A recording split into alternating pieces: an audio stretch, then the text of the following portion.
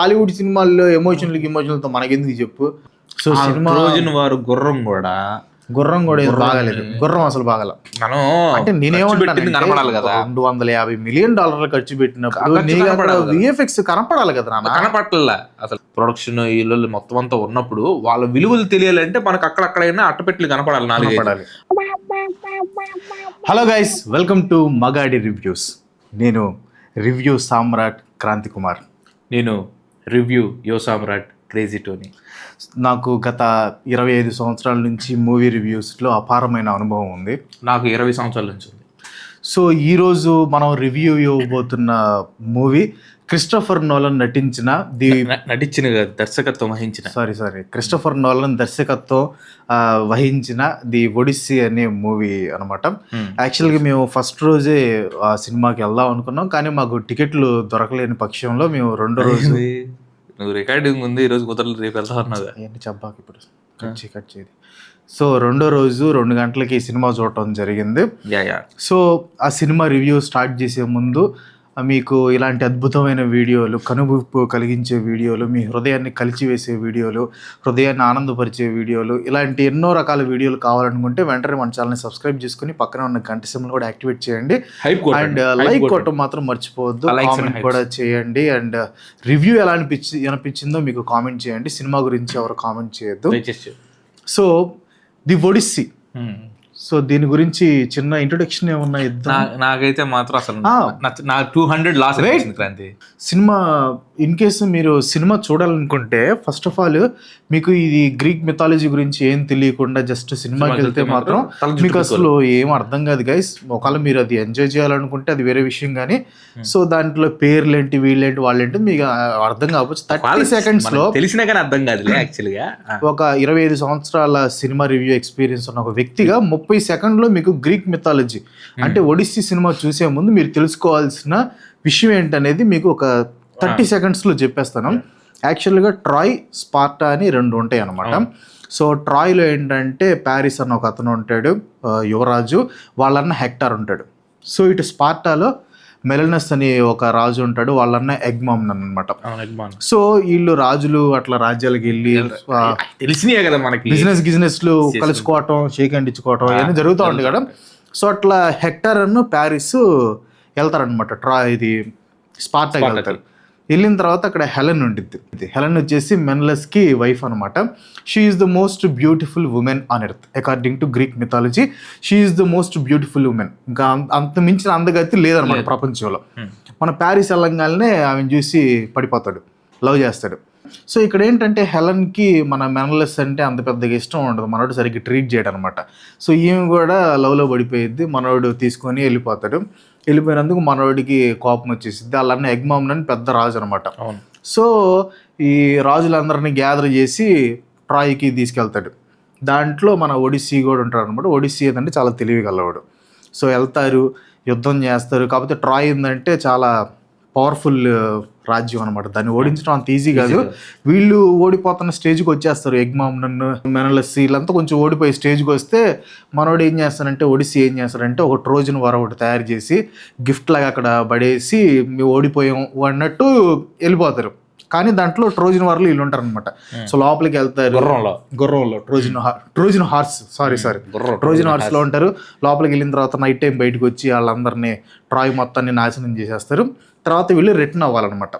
So ఆ return journey ఏంటనేది the Odissi journey. ఎట్లా ఇంటికి చేరుకుంటాడు, మధ్యలో ఎలాంటి ఆటంకాలు ఎదురవుతాయి, ఇదంతా దాంట్లో చూపిస్తారు. అది బ్యాక్ స్టోరీ. ఇది తెలుసుకున్నారంటే మీకు మూవీ ఆల్మోస్ట్ అర్థమైంది, ఒక ఐడియా వచ్చి ఉంటుంది మీకు. ఓహో ఇది ఓకే. కానీ ఇప్పుడు మూవీ గురించి మాట్లాడదాం. డెఫినెట్గా మాట్లాడదాం. నాకైతే భలే నచ్చలేదు క్రాంతి. నాకేంటంటే 200 వేస్ట్ అనిపించింది. ఎందుకంటే ఇంటర్వ్యూలు అన్నాక మంచి స్నాక్స్ ఉండాలి. ఎగ్ పఫ్ ఒకటి ఇచ్చాడు, చల్లగా ఉంది. కూల్ డ్రింక్ ఒకటి ఇచ్చాడు, అదేమో అసలు ఐస్ గట్ల కాదు, అసలు లేదు, కూలింగ్ లేదు. 2 ఫ్లాప్ అయిపోయింది. ₹100 200 వేస్ట్. అది తీసుకొని వచ్చాను కదా. అది దర్శకులు కూడా దాని గురించి ఆలోచించారు. క్రిస్టోఫర్ నోలన్ గొప్పగా దర్శకుడు అనుకుంటే ఏం ఉపయోగం? అదే కదా, ఇంటర్వెల్ స్నాక్స్ చూసుకోవాలి కదా. స్నాక్స్ కరెక్ట్ లేకపోతే చేయలేం కదా క్రాంతి. ఇప్పుడు చిరాకు వచ్చేసింది, ఒక బయట నవ్వులేను, చిరాకు వచ్చేసేసింది నాకు. ఆ ఎఫెక్ట్ సినిమా మీద పడి అది ఈ స్నాక్స్ సంగతి పక్కన పెడితే సినిమా గురించి మాట్లాడుకుంటే డెడ్ ల్యాగ్ ఉంది గైస్. అవును. ఎంత ల్యాగ్ ఉందంటే జనరల్ గా 2 గంటల 50 నిమిషాలు ఉంది సినిమా, 2 hours అలా అంత పెద్ద సినిమా చూసినప్పుడు మధ్యలో కునుకు వచ్చింది నైట్ నిద్ర రావటం వల్ల. ఈ సినిమాలో నిద్ర రావట్లేదే, నిద్ర రావట్లేదు. ఇంట్రెస్ట్ గా చూస్తా ఉన్నాం, మరి అంత ల్యాగ్ ఉండకూడదు కదా. ఇప్పుడు కొంచెం అక్కడక్కడ నిద్ర రావటం ఇలా ఉంటే బాగుంటుంది అనుకోవడం చేయాల. దీంట్లో అది లేకుండా పోయింది, చాలా ల్యాగ్ అనిపించింది. ఎందుకు ఇంత లాగాడు, 1 గంటన్నరలో తీసి పడేస్తే అయిపోయేది కదా అన్నట్టు అనిపించింది. తర్వాత మ్యూజిక్ గురించి మాట్లాడుకోవాలి. ఓల్డ్ మ్యూజిక్ చాలా ఓల్డ్ మ్యూజిక్ ఏంది గాయస్. ఇప్పుడు సరే గ్రీక్ మిథాలజీ ఆ టైంలో ఈ తంబూరి సితారా ఇవన్నీ ఉంటాయి, ఓకే. ఆ సినిమా తీస్తున్నావు కదా అని చెప్పి వాటితో ఓల్డ్ ఇన్స్ట్రుమెంట్స్ తోని మ్యూజిక్ కొట్టిస్తే ఎట్లా? తమనాన్నకి పిలిపించినా కూడా డ్రమ్ములు పగల కొట్టేవాడు, ఇవన్నీ చేసేవాడు. దాంట్లో ఏంటంటే అంత ఓల్డ్ ఇన్స్ట్రుమెంట్ మ్యూజిక్ వస్తూ ఉంటుంది. అంటే ఎట్లా ఉంటుంది అంటే నీకు చూస్తే నువ్వు నిజంగా గ్రీక్ మిథాలజీలో ఉన్నావేమో అన్న ఫీలింగ్ వచ్చేసింది నీకు. అవును, ఇలేంది ఎంత పాత మ్యూజిక్ ఓకే అంటే నీకు ఆ ఫీల్ వచ్చేసింది అనమాట. డబ్బులు పెట్టుకొని మనం వెనక్కి వెళ్ళాలి. ఇప్పుడు మనం 2026లో అడ్వాన్స్ ఇంత అడ్వాన్స్ అయ్యావు. క్రిస్టోఫర్ నోలన్ టెక్నాలజీ అంటావు, అంత టెక్నాలజీ పెట్టుకొని నువ్వు రమ్ములు, పియానాలు, దబరాలు, గిబరాలు, వైలిన్ ఏం లేకుండా ఓల్డ్ ఇన్స్ట్రుమెంట్ ఆ మ్యూజిక్ వస్తుంది గైస్. అంటే ఏంటంటే వినసొంపుగా ఉంది, అది కరెక్ట్ కాదు కదా. ఇప్పుడు ఆ గ్రీక్ మిథాలజీలోకి నువ్వు ఇన్వాల్వ్ అయ్యేలాగా ఎట్ట చేస్తావు? నువ్వు 2026లో ఉంటే మమ్మల్ని పాత రకం మనుషుల్లాగా ఎట్ట తీసుకెళ్తావు? అది మనం చేసేవాడు కొంచెం ఉంటే. అంటే నీకు డబ్బులు పెట్టాం కదా అని చెప్పి నువ్వు మమ్మల్ని అట్లా వెనక్కి తీసుకెళ్ళటం అనేది మాకు నచ్చలేదు. అది ఇన్స్ట్రుమెంట్స్ చాలా అథెంటిక్ గా ఉన్నాయి. ఓల్డ్ ఇన్స్ట్రుమెంట్స్ తో నీకు క్లియర్ గా అర్థం అయిపోయింది, ఓకే ఇది న్యూ ఇన్స్ట్రుమెంట్స్ తో కొడతలేదు. ఆ టైంలో ఉండే ఇన్స్ట్రుమెంట్స్ ప్లే చేస్తే అట్టుండిద్దో అట తెప్పించాడు, అంత కనెక్ట్ చేసాడు. అది పద్ధతి కాదు. అవును. అండ్ ఇంకా యాక్టర్స్ సంగతి చెప్పు నువ్వు. యాక్టర్స్ చేసేరులే, ఏంది వాళ్ళు ఒక్కరు కూడా యాక్టింగ్ చేసినట్టయితే నాకు అనిపించలేదు క్రాంతి. ఒకరు కూడా యాక్టింగ్ చేసినట్టు అనిపించలేదు. ఏదో ఏది న్యాచురల్ గా చేసినట్టు ఉంది. కోట్లు ఇచ్చి నీకు చెప్పిస్తే యాక్టర్ నీకు ఎందుకు పెట్టారు? నువ్వు యాక్టింగ్ చేయాలి, అమౌంట్ ఇచ్చిన దానికి న్యాయం చేయాలి. యాక్టింగ్ చేస్తున్నట్టు అనిపించలేదు. అందరు న్యాచురల్ అంటే మనం ఇప్పుడు బయటికి వెళ్తున్నప్పుడు మనుషులు ఎట్లా మాట్లాడుకుంటారు అట్లా న్యాచురల్ గా ఉంటే అట్లా చెప్పు. అది యాక్టింగ్ అయితే మాకు అసలు యాక్టింగ్ లాగా అనిపించలేదు. వాస్తవం చెప్తున్నాను కదా, వెరీ డిసప్పాయింట్ అయ్యాను అక్కడైతే. నేను కూడా చాలా డిసప్పాయింట్. ఇప్పుడు హీరో ఒడిస్సీ క్యారెక్టర్ చేసిన మ్యాట్ డిమాన్ గానీ వాళ్ళందరూ కూడా ఏంటంటే వాళ్ళేంది నిజంగా వాళ్ళు దాంట్లో జీవించేసినట్టు అనిపిస్తుంది. అదే కదా. అట్లా ఎట్లా నీకు అన్ని కోట్లు ఇచ్చినప్పుడు యాక్టింగ్ చూపియాలి, నా టైంలో నువ్వు యాక్ట్ చేస్తున్నట్టు చూపియాలి. మనకి యాక్టింగ్ చేయాలని తెలియకుండా చేయడం అనేది కరెక్ట్ కాదు. అసలు అది పద్ధతిగా. ఇంకోటి ఏంటంటే ఇన్ని కోట్లు ఖర్చు పెట్టి గ్రాఫిక్స్ లేవు చూడు. అసలు గ్రాఫిక్స్ అదే నాకు అర్థం కాలేదు. గ్రాఫిక్స్ పెట్టలేదు. ఇప్పుడు నువ్వు అన్ని కోట్లు ఖర్చు పెట్టినప్పుడు గ్రాఫిక్స్ కనపడాలి కదా. అక్కడ సుడిగుండం గానీ అవన్నీ నిజంగా సుడిగుండం, రాక్షసులు, హ్యూమన్ జైంట్స్ ఇవన్నీ కనపడాలి. మనం అంటే నేనేమంటాను కనపడాలి కదా. $250 మిలియన్ ఖర్చు పెట్టినప్పుడు విఎఫ్ఎక్స్ కనపడాలి కదా. కనపడలే అసలు ఆత్మలు లేసేది చూడాలి. నిజంగా నేను గుండెల నుంచి లేచినట్టు లేచారు. అసలు అంత చీప్ క్వాలిటీకి చేయటం ఎందుకు? అదే కదా, గుంటల నుంచి ఇటు పైకి లేచి విఎఫ్ఎక్స్ పెట్టుకోవచ్చు కదా. అంత డబ్బులు ఖర్చు పెట్టిన వాళ్ళు. అది విఎఫ్ఎక్స్ గ్రాఫిక్స్ అసలు బాగాలేదు గైస్.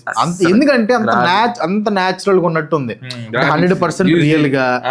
ఇప్పుడు ఒంటికన్ రాక్షసుడు ఉంటాడు, ఆ ఒంటికన్ రాక్షసుడు నిజంగా ఉన్నాడేమో అనిపిస్తా ఉండిద్ది. అదే కదా, అది రియల్ గా ఉంది. అది గ్రాఫిక్స్ నువ్వు అంత ఖర్చు పెట్టేది గ్రాఫిక్స్ లా కనిపించకపోతే దాని పర్పస్ వేస్ట్ అయిపోయింది. అది నాకు గ్రాఫిక్స్ లో కూడా కొంచెం నాకు ఇది అనిపించింది. అదే కదా, ఎందుకంటే తెలుగులోనే అద్భుతమైన గ్రాఫిక్స్ వాడారు. నెంబర్ 1 మనం చూడమే ఒక పాటగా 1-2 కోట్లు ఖర్చు పెట్టి ఉన్నాయి. మరి అలాంటిది మనమే యూజ్ చేస్తున్నప్పుడు క్రిస్టోఫర్ నోలన్ ఎందుకని అంత రియలిస్టిక్ గా పెడుతున్నా అర్థం కాలేదు. అక్కడ కూడా కొంచెం డిసప్పాయింట్ అయిన క్రాంతి. అది చాలా డిసప్పాయింట్. ఇంకోటి కెమెరా గురించి మాట్లాడాలి. మరి నువ్వు అంత క్వాలిటీ కెమెరాతో తీస్తే, అంత క్లారిటీగా, అంత రియలిస్టిక్ గా తీస్తే అది మనం తర్వాత ఫోన్ లో చూడాలంటే కష్టం అయిపోయింది. ఇప్పుడు ఫోన్ లో చూస్తే ఆ ఎక్స్పీరియన్స్ రాదు నీకు. అది థియేటర్ ఎక్స్పీరియన్స్. నువ్వు అంత థియేటర్ ఎక్స్పీరియన్స్ తీసేసి మనం రేపు మేము ఫోన్ లో చూడాలంటే అంత ఎక్స్పీరియన్స్ రాదు. ఏం చేయాలి? ఇప్పుడు కొంతమంది ఉంటారు వాళ్ళకి సబ్స్క్రిప్షన్లు ఉండవు, వాళ్ళు ఏదో నెట్ లో డౌన్లోడ్ చేసుకుంటారు పైరసీలు. ఎంత డేటా అయ్యిద్ది, అది నష్టపోయినట్టు చాలా నష్టం, జనాలకు నష్టం జరుగుతుంది. ఇది దర్శకులు మనసులో పెట్టుకోవాలి. ఎందుకంటే మీరు ఎంత జీబీలు పెట్టి తీస్తే ఎట్లా కరెక్ట్ కాదండి. క్రిస్టోఫర్ నోలన్ అంటే కెమెరా వర్క్ ఎంత అద్భుతంగా ఉందంటే నాకు అస్సలు నచ్చలేదు. అంత అద్భుతంగా తీస్తారా కెమెరా వర్క్. అదే కదా, ఆయన ఎవరో కానీ అతనికి తెలిసి డబ్బులు కట్ చేయాలి. అంత బాగా ఇంకో సినిమా ఛాన్స్ ఇస్తారు. ఇవ్వచ్చు, సినిమా ఛాన్స్ ఇస్తారు, సినిమా ఛాన్స్ ఇవ్వచ్చు. కాకపోతే మనోడు కొంచెం మెరుకులు తెచ్చుకుంటే చాలు.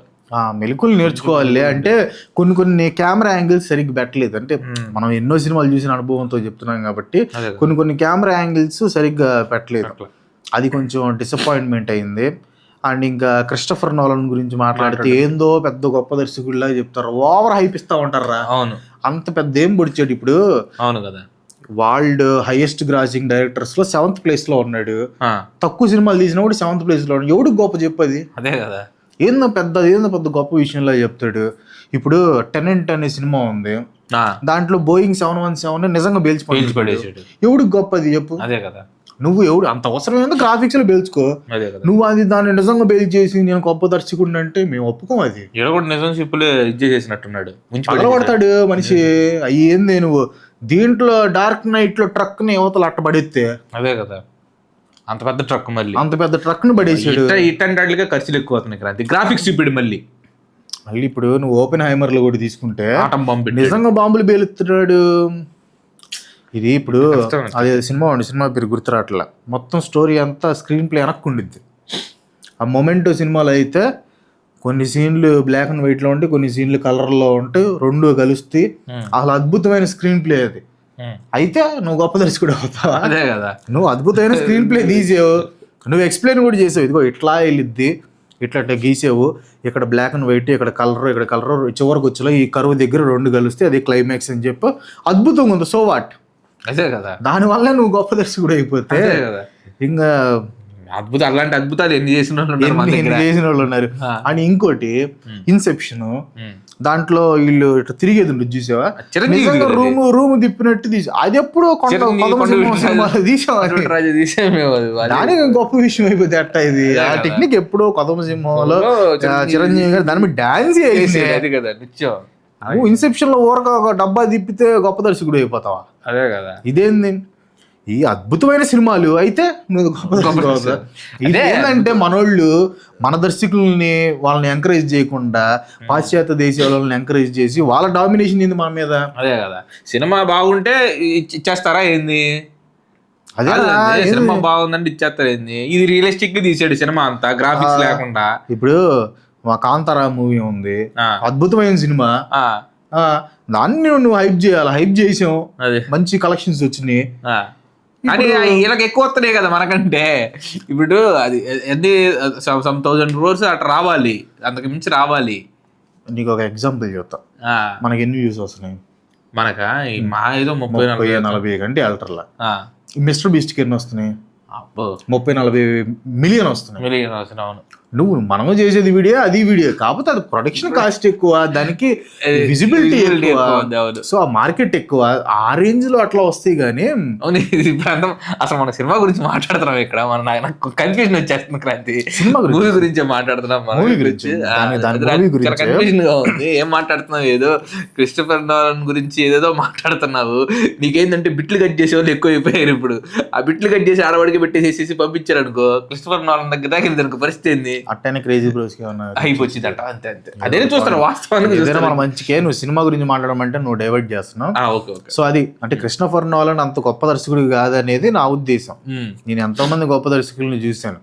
సో మీరు ఊరకు ఓవర్ హైప్ ఇచ్చేసి గొప్ప సినిమాలు తీస్తే మాత్రం గొప్ప దర్శకుడు అయిపోతాడు. గొప్ప సినిమాలు తీస్తే గొప్ప దర్శకుడు ఎట్లా అవుతాడు?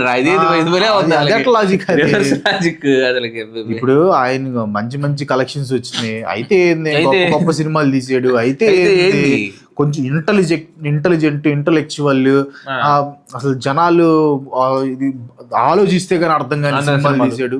అయితే ఇవన్నీ నార్మల్ అండి. ఇవన్నీ హైప్ ఇచ్చి మీరు క్రిస్టఫర్ నోలన్ అని డబ్బా కొట్టదు దయచేసి. ఒడిస్సీ సినిమా అంత అద్భుతంగా ఉందంటే అది గొప్ప విషయం అయింది.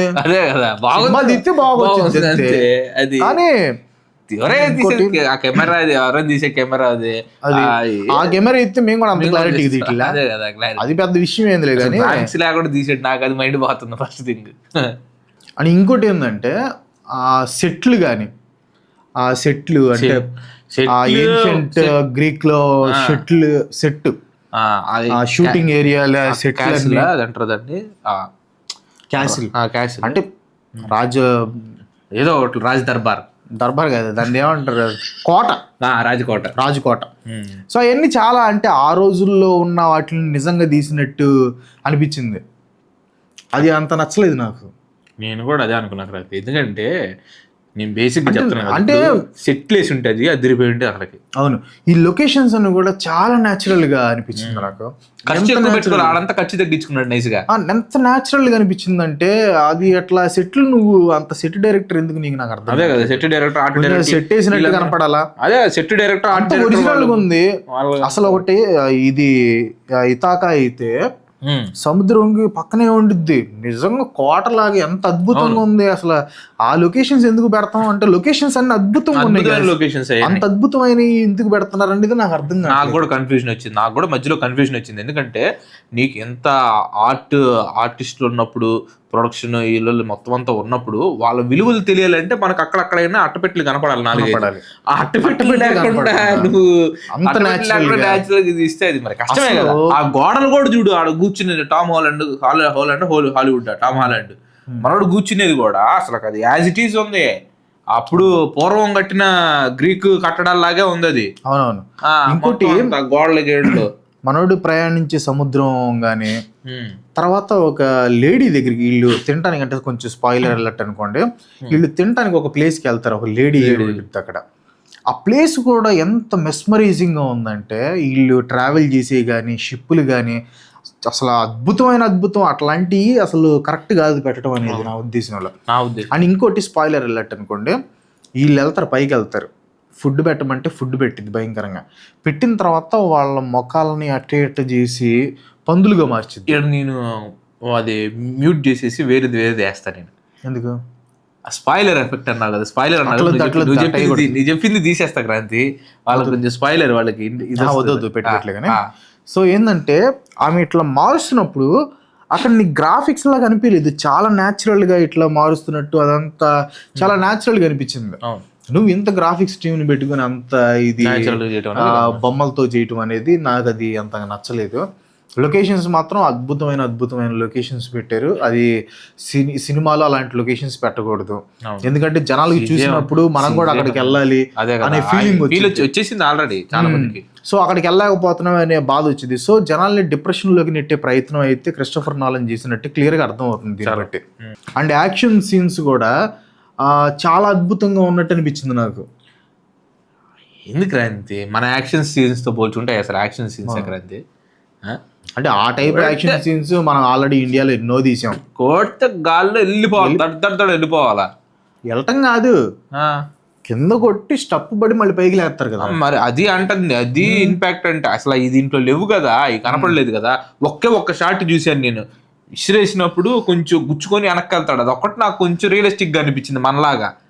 మిగతాదంతా ఏంది కసక్కర పొడి చేస్తున్నారు, అది ఇది అంతగా లేదు. యాక్షన్ అంటే యాక్షన్ పగిలిపోవాలి, కనీసం కొడుతున్నప్పుడు గోడ అయినా పగలాగా ఒక్కని మిస్ అయ్యి కొట్టేటప్పుడు మిస్ అయ్యే వైపు గోడ పగలటాలు ఇంపాక్ట్ ఉండాలి ఆ రోజుల్లో నిజంగా. సో యాక్షన్ సీన్స్ అయితే మాత్రం బాగా డిసప్పాయింట్ చేస్తాయి గైస్. అంటే మనం అనుకున్నంత రేంజ్ లో ఇట్లాంటివి ఏం లేవు, అన్ని న్యాచురల్ ఫైట్స్ లాగా ఉన్నాయి. అది సో సినిమా వారు గుర్రం కూడా బాగాలేదు, గుర్రం అసలు బాగాల. అసలు ట్రాయ్ సినిమాలో గుర్రం నెంబర్ 1 ఉంటుంది. అదే కదా, చక్రాలు ఉంటాయి, గిక్రాలు ఉంటాయి, ఎన్ని ఉంటాయి, ఇది లాక్కుని వెళ్తా ఉంటారు. వీళ్ళు ఎంత కష్టపడ్డారు లాక్కెళ్ళటానికి, చాలా కష్టపడ్డారు, చాలా వందల మంది లాగుతారు అసలు భలే కష్టపడటం. కానీ అది ట్రోజన్ హార్స్ కూడా ఏదో నిజం గుర్రం లాగా ఉంది, అట్లా ఉండదు అసలు. అదే నిజం, మన ట్రోజన్ హార్స్ చదివాం కదా, అక్కడ హిస్టారికల్ యాక్యురసీ అయితే సరిగ్గా లేదు. ట్రోజన్ హార్స్ విషయంలో అయితే హిస్టారికల్ యాక్యురసీ సరిగ్గా లేదు, రియల్ హార్స్ లాగా అట్ట పెట్టి రియల్ హార్స్ లాగా ఉంది, అది అంత బాగాలేదు. కొంచెం డిసప్పాయింట్మెంట్లు అయితే ఎక్కువ ఉంటాయి గైస్. ఎందుకంటే ఎంత న్యాచురల్ గా ఉంటది, రియలిస్టిక్ గా ఉంటది, యాక్టర్స్ కూడా న్యాచురల్ గా యాక్టింగ్ చేస్తూ ఉంటారు, ఫైట్స్ కూడా న్యాచురల్ గా ఉంటాయి, ఆ మంటల గంటలు కూడా న్యాచురల్ గా ఉంటాయి, ఆ జైంట్స్ గిన్స్ ఆ ఉండే వాళ్ళు కూడా అంతా న్యాచురల్ గా ఉంటారు. సో ఎవ్రీథింగ్ న్యాచురల్ గా ఇది ఒక మాస్టర్ పీస్ సినిమాటిక్ ఎక్స్పీరియన్స్ లాగా అనిపించింది అది. కాకపోతే ఏంటంటే అది మన దాంట్లో ఉన్నాయి మీరు ఎంకరేజ్ చేయకుండా వెస్ట్రన్ ఇన్ఫ్లుయెన్స్ మనకి ఎందుకు చెప్పండి? అదే కదా, మీరు ఎందుకు సినిమా బాగుంటే ఎంకరేజ్ చేస్తారా? అదే కదా, అదేంది ఎంకరేజ్ చేసేది అంత హైప్ ఇవ్వకూడదు. ఇంగ్లీష్ సినిమాకి మనకు అంత హైప్ ఇవ్వాల్సిన అవసరం లేదు. అది నాకైతే అది ఒకటి అనిపించింది. ఎందుకంటే ఓవర్ హైప్ ఇస్తున్నారు, చాలా ఓవర్ హైప్ ఇస్తున్నారు. అది ఇది అంటున్నారు. ఐమాక్స్ లో వాచ్ ఇన్ ఐమాక్స్ అది కాదండి. ఇప్పుడు క్రిస్టోఫర్ నోలన్ ఐమాక్స్ లో తీయాల్సినంత అవసరం ఏంది? అదే కదా, ఇప్పుడు ప్రపంచం మొత్తం మీద ఐమాక్స్, ఈయన తీసిన ఐమాక్స్ స్క్రీన్ 41 ఉన్నాయంట. అవును, అంత మాత్రానికి ఎందుకు దానికి అంత తీయటం, దానికి ఆ డబ్బా పెద్ద డబ్బా ఒకటి దాన్ని క్యారీ చేయటం, ఆ రీల్స్ తీయటం, ఇవన్నీ తలకాయ నొప్పి పనులు కదా. నువ్వు మామూలు మనం అయిపోయేది 16:9 రేషియోలో కొట్టేస్తే అయిపోయేది. ఎటు అందరూ చూసేది, మనం ఇప్పుడు చూసింది కూడా అదే కదా, పైన తలలో పోయినాయి. ఇప్పుడు ఆ జైంట్స్ నడిచే సీన్ ఒకటి ఉండిద్ది పర్టికులర్ సీన్ లో. ఇక్కడ నడుంది ఇక్కడ నుంచి జస్ట్ దగ్గర నుంచి కనిపిస్తున్నారు వాళ్ళు. అదే కదా, ఒక సీన్ లో అట్లాంటి చాలా సీన్లు ఉన్నాయి. అవును, ఉంటే మరి ఏ డ్రాబ్యాక్స్ అంటే ఏ క్రాంతి మళ్ళీ పొగిడేస్తా ఉంటారు. మొత్తానికి అయితే సినిమా అయితే ఫుల్ ల్యాగ్ అనిపించింది గైస్. అంత సాటిస్ఫాక్షన్ అయితే ఏం కాదు. మీరు వెళ్ళారంటే మాత్రం 2 hours 50 minutes మీరు సాటిస్ఫై అవుతారు. అది అంత బాగాదు. చూస్తారు, ఖచ్చితంగా చూస్తారు, చివరిదాకా అంటే ఏంటంటే ఇప్పుడు ఆ ఎమోషనల్ వెయిట్ కూడా బాగా క్యారీ చేసారు. అంత ఎమోషన్ ఎందుకు హాలీవుడ్ సినిమాలకు మనం ఏదో ఫైట్ సీన్లు, యాక్షన్, బాక్షన్ ఇవి ఉంటాయి కాబట్టి వెళ్తాం మనం. మనకి హాలీవుడ్ సినిమాల్లో ఎమోషన్లతో మనకెందుకు చెప్పు. అదేది ఎమోషన్లు పండిస్తా ఉంటారు, దానికి తగ్గట్టు బ్యాక్గ్రౌండ్ మ్యూజిక్ వస్తూ ఉంటుంది. కొన్ని సార్లు హై టెన్షన్ మ్యూజిక్ వస్తూ ఉంటుంది, ఫాస్ట్ మ్యూజిక్ వస్తూ ఉండిద్ది, దానికి తగ్గ సీన్లు పడతా ఉంటాయి. అదంతా నీడ్లెస్ అనిపించింది నాకు. అవును, వాస్తవమే, నువ్వు ఏదైతే మాట్లాడు ఇప్పుడు దాకా మొత్తం కరెక్టే క్రాంతి. అది అంటే నేనేమంటానంటే, నువ్వు హాలీవుడ్ సినిమా తీసి ఇంత ఎమోషన్లు పండించాల్సిన అవసరం లేదంట. అలాంటి ఎమోషన్లు ఏమన్నా ఉంటే ఇండియాలో రిలీజ్ చేయాల్సిన పని లేదు. ఎందుకంటే మాకు 100 సినిమాలు అలాంటి ఎమోషనల్ సినిమాలు వస్తాయి. ఆ సినిమా పేరు 100 సినిమాలు ఉన్నాయి, ప్రతి సంవత్సరం వస్తానే ఉంటాయి. ఎమోషనల్ సినిమాలు తీసుకొచ్చి మా మీద హాలీవుడ్ రుద్దాల్సిన అవసరం లేదు. మాకు ఎమోషనల్ సినిమాలు మీ సినిమాలు చూసేది ఏంటంటే ఫైట్లు గీట్లు ఉంటాయి, ఆ గ్రాఫిక్స్ బాగుంటాయి, అంతవరకు చూస్తాం, అంతవరకు ఆదరిస్తాం. కానీ మీరేదో మంచి మంచి సినిమాలు తీసి వదిలిపెట్టి దాన్ని మేము ఆదరిస్తామని మీరు అనుకోవటం అనేది మూర్ఖత్వం అనేది. సో క్రిస్టోఫర్ నోలన్ ఇప్పటికైనా తెలుసుకుంటే మంచిది. సో పొద్దుదాకా చెప్పాము మేము, ఎందుకంటే ఒక సీనియర్ రివ్యూవర్ గా మా దాన్ని ఆయన పరిగణలోకి తీసుకోవాలి కాబట్టి. ఆయనకి ఫోన్ గేమ్ ఉండదని నాకు తెలుసు, వాళ్ళ అసిస్టెంట్స్ కదా వాళ్ళు చూసి ఆటో డబ్బు అయితే క్రాంతి పెడతా కావాలంటే నేను చూసుకుంటాడు ఆయన చూడరా. ఫోన్ లేదంటే నువ్వు అంటే వాళ్ళ పక్కన వాళ్ళు ఉంటారు కదా, చూపిస్తారు. వెళ్ళింది ఆడదాకా మంది ఇంటర్నేషనల్ రేంజే కదా, చూస్తారు కదా. ఓకే, ఓవరాల్ గా అయితే సినిమా రివ్యూ ఓవరాల్గా అయితే చూసుకుంటే గైస్ ఇది ఒక మాస్టర్ పీస్. ఇది చాలా అంటే విజువల్లీ వండర్గా ఉంది, ఎమోషన్స్ బాగా క్యారీ అయ్యాయి. సో ఇదంతా ఉండేలోకి సినిమా బాగా ల్యాగ్ అనిపించింది. సో అది అదే అట్లా అనిపించింది అంతే. మీరు వెళ్ళారంటే మాత్రం మీకు 250 రూపీస్ వర్త్ అయ్యిద్ది. అది వద్దు నాకు, నా ఉద్దేశంలో 250 రూపీస్ వర్త్ అండి. ఎందుకు కనీసం 1000 రూపాయలు వర్త్ అన్నా ఉండాలా. అవును, అది. సో అది గైస్ ఈరోజు రివ్యూ. ఎలా అనిపించిందో కింద కామెంట్ చేయండి. ఇలాంటి రివ్యూస్ మరెన్నో కావాలనుకుంటే వెంటనే మన ఛానల్ సబ్స్క్రైబ్ చేసుకోండి. రేటింగ్ చెప్పలేదు నువ్వు, లాస్ట్ లో ఎంత రేటింగ్ ఇస్తావు? అవుట్ ఆఫ్ 10 8 రేటింగ్ ఇస్తాను నేను. అవుట్ ఆఫ్ 5 చెప్తాను, 10 ఎందుకు మనకి 4. నా రేటింగ్ అయితే 4. ఎందుకని నీకు మిగతా ఒక పాయింట్ ఎంత తగ్గించావు నువ్వు? మరి రియలిస్టిక్ ఉందనే, హెవీ రియలిస్టిక్ ఉందనే? అంటే ఇప్పుడు దాకా రివ్యూ చెప్పాను, మళ్ళీ నువ్వు ఎందుకని అడుగుతున్నాను నేను చెప్పండి. ఓకే నేనైతే మాత్రం 4.5 ఇస్తున్నాను. Okay, very good, 4.5. సో అది గైస్, ఇలాంటి అద్భుతమైన రియలిస్టిక్ రివ్యూస్ మరెన్నో కావాలనుకుంటే వెంటనే మన ఛానల్ సబ్స్క్రైబ్ చేసుకోండి. ఇంకో మంచి విషయంతో మళ్ళీ కలుసుకుందాం. అంతవరకు సెలవు, బాయ్.